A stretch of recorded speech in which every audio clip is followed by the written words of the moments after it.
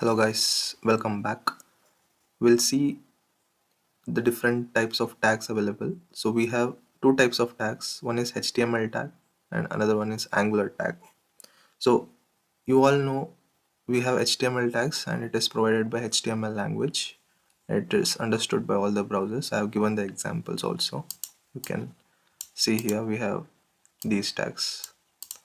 And next is Angular tags. Here there are two types of Angular tag.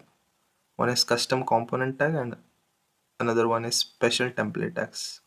So these custom component tags are created by developer using @component, and it will be like this: the parent and child tags. And the special template tags are usually having ng. So it will be like ng container, ng template, and ng content. And these component tags are like custom HTML tags, and special template tags are used for templating or content control. So this is very important. You need to know about different tags available.